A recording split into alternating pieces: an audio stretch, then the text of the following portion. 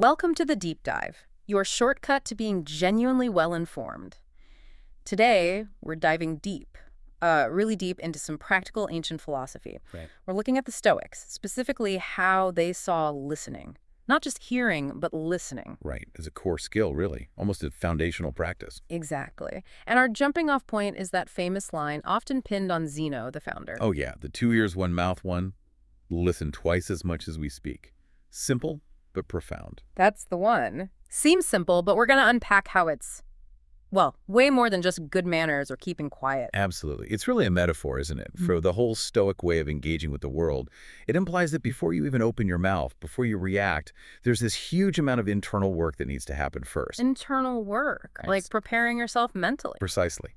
For the Stoics, you can't really listen effectively, truly understand, without judgment, unless you've got your own house in order, internally speaking. Okay, so we're aiming beyond just, nodding politely. This is about deep internal mastery. The kind needed to take in what the world throws at you without just flying off the handle. Exactly that. Flying off the handle, getting swept away by impressions. This internal discipline is foundational to Stoicism as a genuine art of living, not just abstract ideas. Makes sense. So what's our mission today? How are we structuring this dive? Okay, so our mission is to map this out. We'll start with the absolute essentials, the internal stuff. That means the discipline of assent and getting a grip on volition, what's truly ours to control. Right, the internal prerequisites first. Then we move outwards. How do they apply this thinking to social life? We'll look at their strategy for relationships, for friendships, and also for social duty. Dealing with people you have to deal with. The non-negotiable interactions. Exactly. And the overall goal here is to show how these pieces fit together, how these core practices build, let's say, an unshakable mindset, one that allows for real wisdom, real happiness, and dealing with people effectively, not just reactively. Got it. Internal mastery first, then applying it outwards. Sounds like a plan. Let's start with that internal foundation then, the dichotomy of control. Okay, the dichotomy of control. It feels like Stoicism 101 sometimes, but honestly, getting this right seems key to everything else, especially social interaction. It absolutely is. It's the bedrock. You can't overstate its importance. The core idea, simply put, is that our happiness, our freedom, it all hinges on one thing, focusing only on what's truly up to us. And up to us means our inner world. Specifically, Epictetus really hammered this home. It's our judgments, our impulses to act, and our desires or aversions, basically, our volition, that faculty of choice. That's the only place we're truly sovereign, the only place we can find real security. So if that's the short list of what is up to us, Yeah. what's on the other side? What's not up to us? Because that list seems, well, huge. And it includes things we really care about. It does, and that's where Stoicism often feels counterintuitive, maybe even harsh to modern ears. Everything external falls into the category of indifferent. Indifferent, meaning we shouldn't care. Not quite shouldn't care in the sense of being neglectful. It means these things are indifferent regarding our moral virtue and our core happiness. This list includes, well, pretty much everything we usually chase. Like what? Give us some examples. Okay, so material wealth, definitely. Your reputation, how famous or well-regarded you are, political power, social status, even things very close to us, like the health of our own body, or the well-being of our family in terms of outcomes. Whoa, hold on. The condition of my body, my family's health, how can those be indifferent? That sounds almost inhuman. If my child is sick, surely that's not indifferent. That's the classic and very understandable challenge. It trips people up. The Stoics aren't saying you shouldn't care for your sick child. You absolutely should. That's your duty, a rational action. The indifference applies to the judgment you attach to the situation and the outcome itself, which is ultimately outside your complete control. So you do everything you can, you provide care, that's virtuous action. But if you assent to the judgment, my life is ruined if my child doesn't recover, that's where the error lies, according to the Stoics. You've tied your inner peace, your eudaimonia, to an external event you don't fully control.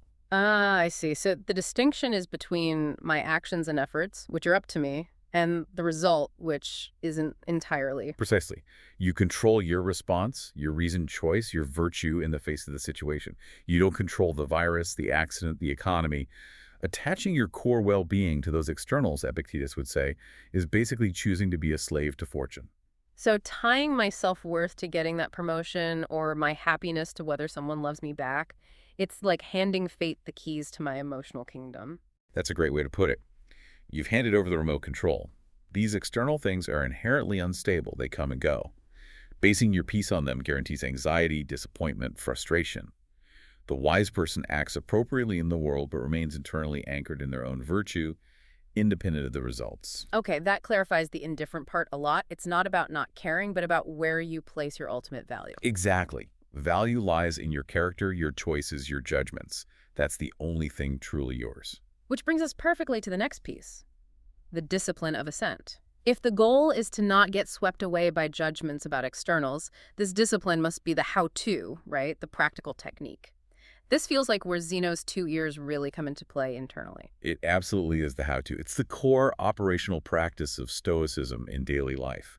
Think of it as the crucial mental checkpoint between receiving an input from the world, what they call the fantasia, an impression, and your reaction to it.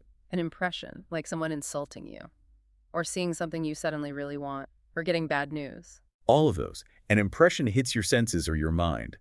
The untrained reaction is immediate. You instantly label it good or bad, threatening or desirable, and then you react emotionally or physically. Anger, fear, craving, whatever it is. Yeah, that sounds familiar. Impulse takes over. The discipline of assent is about inserting a pause before that labeling and reaction, resisting the automatic impulse. The advice is often simple, like pause and take a deep breath. But the mental work in that pause is profound. Just stopping that automatic judgment, this is terrible, or I must have this. Right. You examine the impression. Is this thing truly good or bad in the Stoic sense? Does it affect my virtue, my character, or is it just an external indifferent? You withhold automatic assent to the initial, often flawed interpretation. That pause must be incredibly hard to cultivate, especially when the impression feels really strong, like a direct insult or a sudden fright. Oh, it's incredibly difficult. That's why Epictetus emphasized it requires constant, rigorous training, like building a muscle. He gives that great example. If someone provokes you, realize in that pause that it's not the person or their words doing the real harm. It's your mind's complicity. My mind's complicity. How so? The insult itself is just sound waves hitting your ear, right? It only becomes hurtful. It only provokes you when you agree with it internally, when you assent to the judgment. What they said is true and it diminishes me, or this person has the power to upset my peace. So I'm essentially agreeing with the provocation by reacting. Exactly. By taking that moment, that pause, before you react, before you give that impression your stamp of approval, you maintain control. You refuse to validate a potentially flawed external judgment about you or the situation. And this isn't just for present moments, right? You mentioned this applies to how we handle past and future suffering, too. We react to memories and worries constantly. Absolutely. Seneca was brilliant on this. He pointed out how much mental energy we waste on things that are either already over or haven't happened yet. He saw two big thieves of present happiness. Which are? First, endlessly replaying past sufferings. The memory of things that were bitter to bear. He's very clear. If it's over, it's gone. Reliving it in your mind brings no benefit whatsoever. It just makes you unhappy all over again. Why choose that? It's a common trap, though, isn't it? Ruminating on old arguments, old hurts, almost like picking at a scab. It is. Maybe there's a strange comfort in victimhood or just mental habit. But Seneca says the virtuous person has to essentially treat past suffering as irrelevant to their present moral capacity. It happened, it's done, move on to the next right action. And the second thief of happiness, fear of the future. Yes, the fear of future suffering. Seneca's advice here is equally blunt. If it hasn't happened yet, it concerns me not yet. He stresses that we often suffer more in imagination than in reality. Our anxieties, fueled by rumor or suspicion, blow potential problems way out of proportion. So stop borrowing trouble from the future. Pretty much. Deal with the present moment based on reason. Don't let imagined futures paralyze you now. To help with that kind of perspective shift, especially when worries feel huge, Marcus Aurelius had a technique, didn't he? The view from above. Ah, yes, the cosmic perspective. It's a powerful tool for detachment. Marcus often talks about this in his meditations. He'd advise himself to mentally zoom out. Contemplate the vastness of space, the immensity of time stretching forwards and backwards. How does that help with, say, worrying about a job interview or an argument? When you adopt that cosmic viewpoint, Even the things that feel all-consuming in the moment, like seeking fame after you're dead or stressing about what your boss thinks, they just shrink. They look tiny, almost insignificant against the backdrop of the universe. Like looking down from an airplane. Exactly. You see cities as anthills, people's lives as fleeting moments. Mm. It's not meant to induce nihilism, but to recalibrate your values. It helps you detach from these transient external concerns and judgments, reminding you that what truly matters, what endures, is your own character, your own reasoned choices right now. This detachment, this refusal to just automatically assent, it seems vital because the Stoics had a pretty radical view of strong emotions, didn't they? They saw them not just as feelings, but as, well, mistakes in thinking. That's probably the most challenging and maybe misunderstood part of their psychology. Yeah. Yes, they viewed powerful, disruptive emotions, the passions, as the result of false judgments. Seneca, again, is very vivid here. He described emotions like intense anger or jealousy as a form of temporary madness. Not just inconvenient, but actual madness. Yes. He argued that once real anger takes hold, reason is just gone. The mind is compromised, overthrown. The person acts completely out of control, driven by this irrational force. He used some pretty dramatic images for that, I recall. He did. The most famous is comparing someone consumed by anger to a person thrown from a tall building. They're just hurtling toward the ground, completely out of control. There's no stopping midair. The damage is done the moment reason is lost. Wow. And he linked it to physical symptoms, too. Yes, he described anger almost like a physical illness. He talks about the body swelling, the veins bulging, breathing becoming rapid and rough, the eyes glaring furiously. But crucially, he traced this entire destructive cascade back to a single point: a faulty judgment made in the mind. What kind of judgment? The judgment that some external event, an insult, a perceived injustice, constitutes a major harm, something truly bad that warrants such an extreme response. Since the Stoics maintain that only moral corruption is truly bad, this judgment is fundamentally false. Fixing that initial assent, that judgment, is the only real cure for the emotion. So if you feel your heart starting to race, the heat rising, it's almost too late. The judgment error has already happened. In a way, yes. The physical reaction signifies that assent has likely been given. The real battle is won or lost before that point. In that tiny gap between the impression and the assent, that's the moment of vulnerability. Catch the impulse before it fully forms and takes over your body and mind. Exactly. If you refuse to grant assent to that initial impression, this is outrageous, this is a terrible harm, then the destructive emotion simply can't take root. It has no ground to grow on. Which leads us to apatheia. This is the goal state, right? But it sounds like apathy, like not feeling anything. Is that what they wanted? To become unfeeling robots? No, absolutely not. That's a huge modern misinterpretation based on the English word apathy. Apatheia in Greek literally means without passion or without suffering. It's not about eliminating all feelings. Okay, so what is it about? It's about eliminating the destructive, irrational emotions that stem from those false judgments we just talked about. Things like terror, rage, obsessive craving, crippling grief, envy. The ones that hijack your reason. So getting rid of the bad emotions. The ones based on error, yes.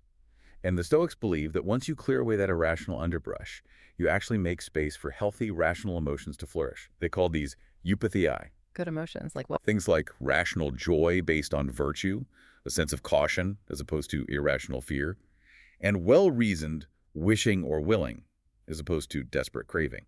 The goal isn't emotional suppression, it's emotional transformation. How? By understanding the cause. Yes. You acknowledge the initial stirrings of anger or fear. You reflect on the underlying judgment causing it. Am I thinking this external thing is truly bad? You correct the judgment, and then you redirect that energy. It's like taming an inner wild animal, not killing it. Channeling its energy into something constructive, something virtuous. Okay, so we've laid down this intense internal groundwork. Mastering judgment through the discipline of assent, understanding the dichotomy of control, reframing emotions away from temporary madness. It feels like only now are we actually equipped to deal with, well, other people. That's absolutely the Stoic sequence. You build the inner citadel first. Yeah. Epictetus is very clear on this. If you haven't figured out who you are and what you stand for when you're alone, you just become a chameleon when you're with others. You'll reflect their values, their moods. So preparation is key before you even step into a social situation. Crucial. Epictetus talks about forming a certain character and pattern for yourself first in solitude. This isn't just navel-gazing. It's actively forging your principles, your non-negotiables. Like deciding your core values ahead of time. Exactly. And then the mission, once you've built that internal structure, is to stay true to it when you associate with others, even and perhaps especially when they might tempt you towards vice or gossip or just wasting time. Yeah. Maintain your internal standard. That really raises the stakes for choosing who you spend your time with, doesn't it? Which leads nicely into their ideas about friendship. Seneca, in particular, sounds almost wary about picking friends. Wary is a good word, maybe even strategically cautious is. Seneca was acutely aware of how easily we're influenced by the people we're close to, often without even realizing it. The idea of moral contamination. Precisely. He insists we choose friends with great care. And he specifically warns against associating closely with people whose values are, let's say, corrupted or simply shallow. He feared their vices. Maybe their laziness, their cynicism, their obsession with status would inevitably rub off on us, contaminate ours, as he put it. So it's not just about finding people you have fun with. Not primarily, no. Fun is fine, but for Seneca, the primary purpose of close friendship was mutual moral improvement. He saw bad company as a genuine risk to your philosophical progress, a subtle poison.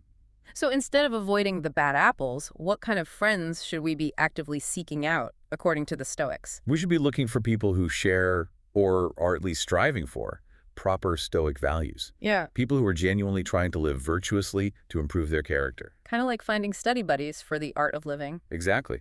And Seneca goes further.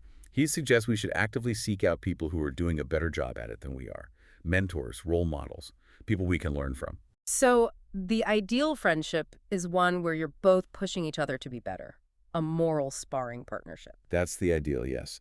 A relationship based on shared virtue, mutual respect, and reciprocal encouragement towards wisdom and self-mastery. It's an active, intentional process, not just passive companionship. Okay, that makes sense for chosen friends. But life isn't like that, is it? We can't always choose. We have family, colleagues, neighbors, fellow citizens, people we have to interact with, whether we like them or find them virtuous or not. How does the Stoic handle that reality, the non-negotiable community? Right, that's the realm of social duty. And it requires a different, perhaps even more robust application of those internal principles.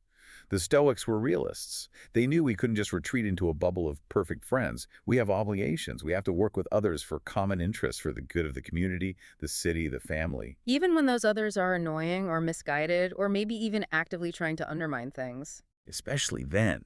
This is where that internal shield we talked about, the mastery of assent, the control over judgment, becomes absolutely critical. Because you often can't rely on the other person's rationality or goodwill. You have to rely entirely on your own. Marcus Aurelius must have dealt with this constantly as emperor, surrounded by politics, potential rivals, people wanting things from him. What was his approach? How did he maintain his composure? He wrote about it a lot, mostly reminding himself how to handle it. Yeah. His key insight was that genuine meekness is unconquerable. Now, meekness here doesn't mean being a doormat. Right, not weakness. Not at all. It's a profound strength born from non-reactivity. It comes from understanding why people act badly. Marcus constantly reminded himself that people do wrong out of ignorance of what is truly good and evil. They mistakenly believe externals like power or revenge are good. So understanding their error helps you not react to the behavior. Exactly. If you can maintain a sense of goodwill, or at least a calm impartiality, even when someone is being difficult or offensive, you essentially disarm them. Their actions reflect their flawed judgment, their own character defect. It doesn't have to damage yours unless you let it. Unless you react with anger or resentment, which would be your failure of virtue. You refuse to let their external action trigger an internal failure in yourself. That's the core of it. You maintain your own rational, virtuous center, regardless of the storm outside. And this ties back to that bigger idea we touched on earlier, cosmopolitanism, the sense of duty to everyone. Yes, perfectly. This internal consistency, this rational goodwill, isn't just for friends or people you like. The Stoic ideal extends it universally. Remember Seneca's two commonwealths, the local one of birth, and the vast and truly common state, embracing all humans and even the divine. The global community of reason. Right. We have a fundamental duty of care, or at least rational consideration, to all humankind simply because we share that spark of reason.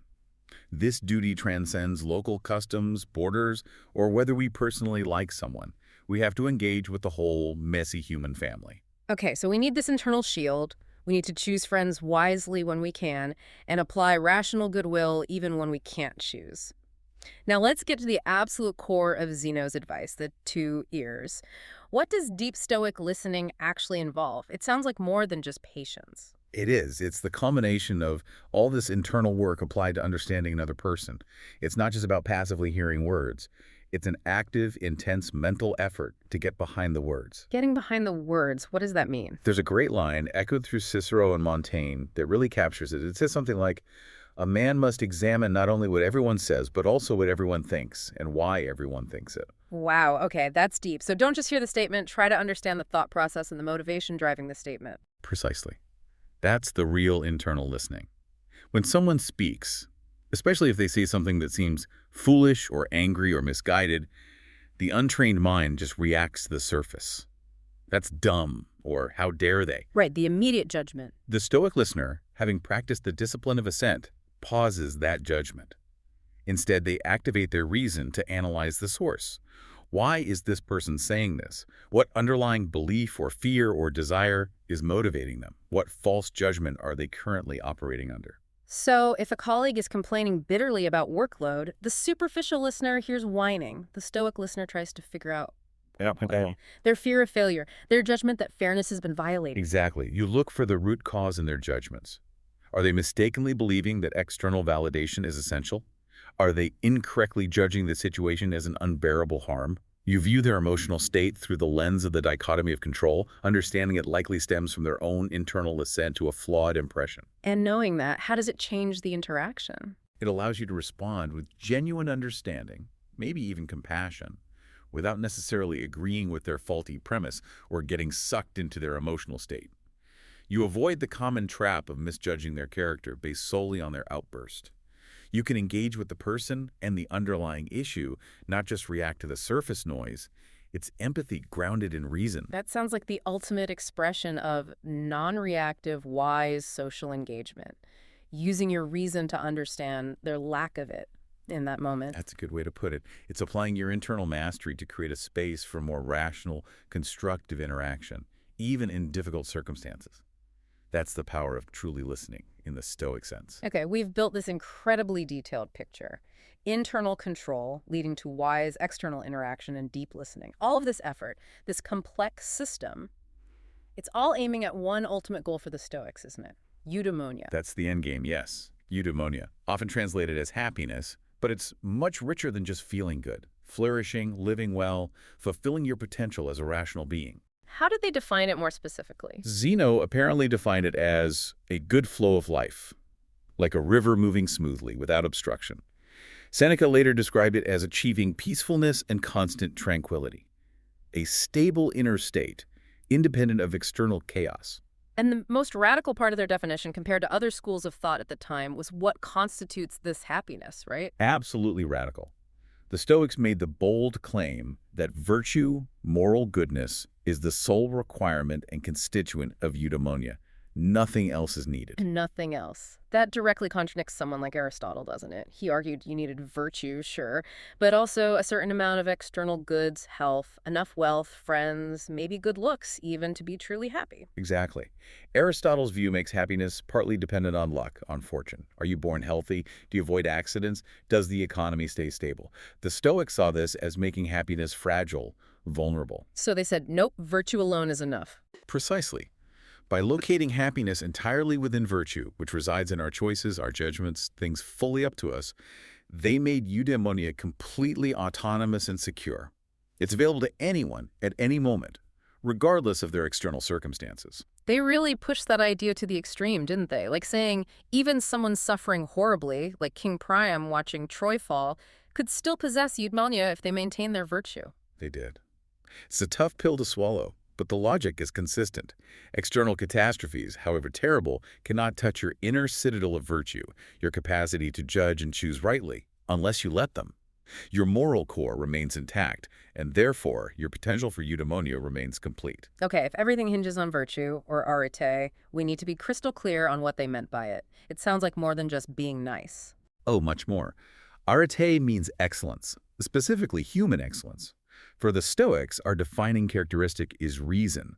So virtue is excellence in reasoning and choosing. It's fundamentally practical wisdom, phronesis, the knowledge of what's truly good, virtue and truly bad vice, and what's indifferent. And this practical wisdom manifests in specific ways. Yes, it unfolds into what are often called the four cardinal virtues, though they saw them as interconnected aspects of the same core wisdom.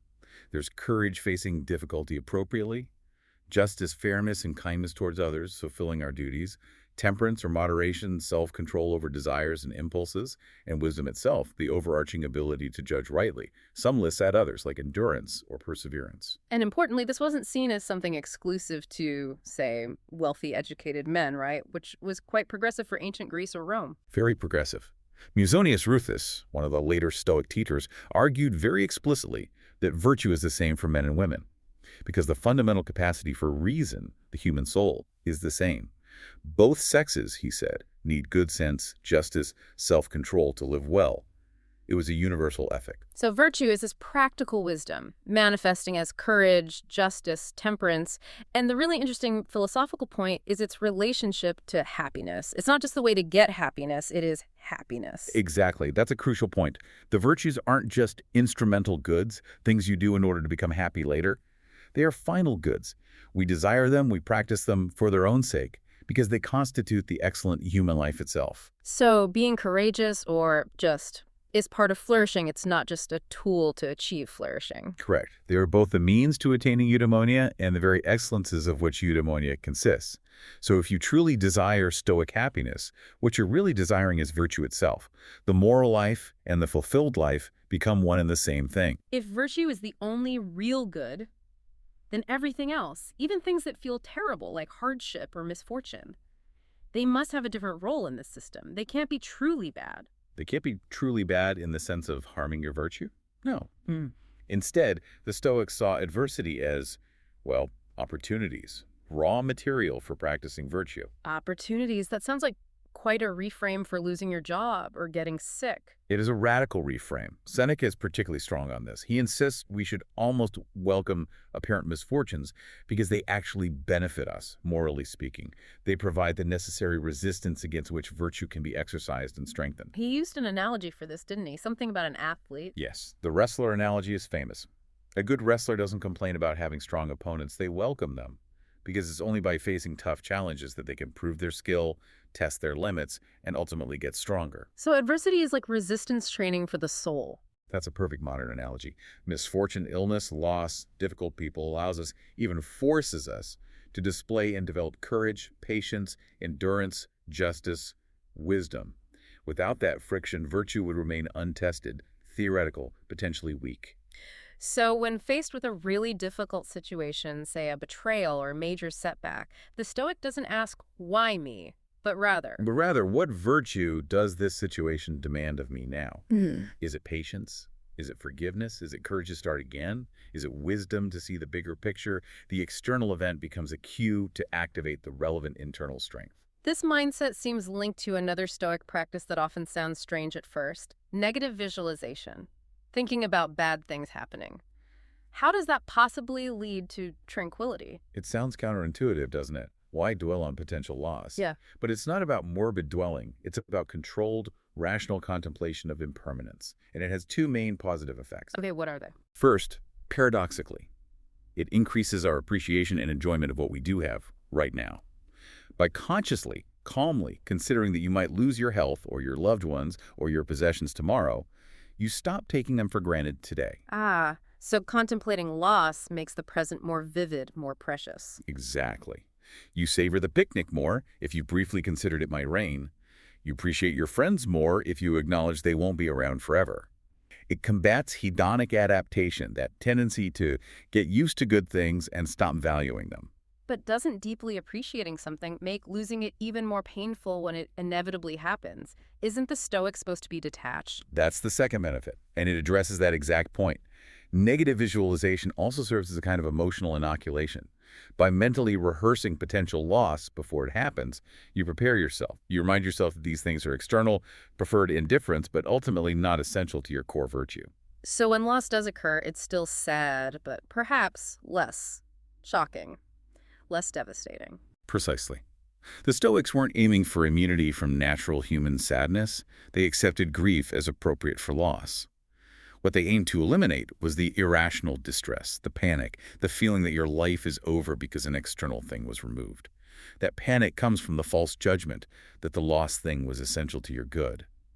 Premeditation helps dismantle that judgment ahead of time. So you appreciate deeply now, knowing that the future pain, while real, can be managed through reason because you've practiced accepting impermanence. Yes, you embrace the present fully, aware of its potential loss, and you build a rational framework to handle that loss when or if it comes.